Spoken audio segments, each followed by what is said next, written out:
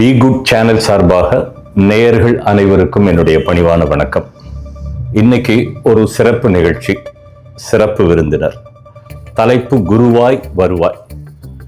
இந்த சிறப்பு விருந்தினர் யார் அப்படின்னா, நம்மை இருளில் இருந்து ஒளிக்கு அழைத்து செல்பவன் எவனோ அவன் குரு. நமக்கு ஏதோ ஒரு விதத்துல வெளிச்சம் கொடுக்கிற யாரும் குரு. நம்ம எப்படியாவது ஒரு விதத்துல ஒரு அங்குலம் நம்மை உயர்த்துகின்றவன் குரு.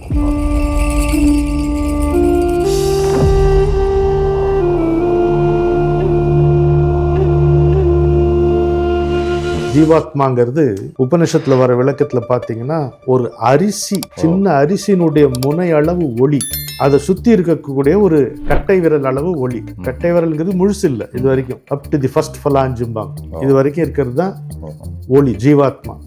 அதுல இருக்கக்கூடிய அந்த புள்ளி பரிமாணமற்ற புள்ளி, டைமென்ஷன்லெஸ் டாட். பாதி மனதில் தெய்வம் இருந்து பார்த்து கொண்டதடா, மீதி மனதில் மிருகம் இருந்து ஆட்டி வைத்ததடா, ஆட்டி வைத்த மிருகம் இன்று அடங்கி விட்டதடா, ஆட்டி வைத்த மிருகம் இன்று அடங்கி விட்டதடா, அமைதி தெய்வம் முழு மனதில் கோயில் கொண்டதடா.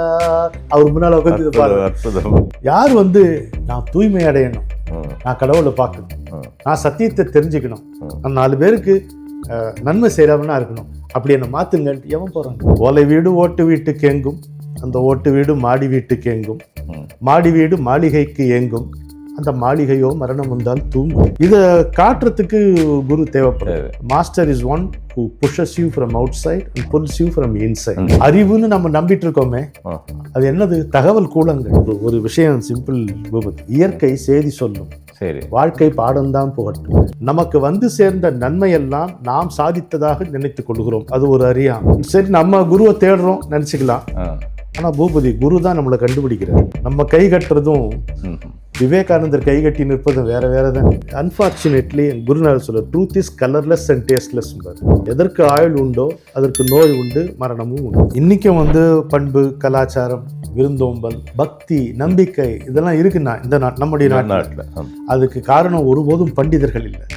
இதை எழுத படிக்க தெரியாத கணக்கில்லாத பாமரர்களுடைய பக்தி தான் காரணம். அதை எனக்கு கண் கூட தெரிஞ்சுக்கிட்டேன். எப்படி சொல்றீங்க? எங்கிருந்தும்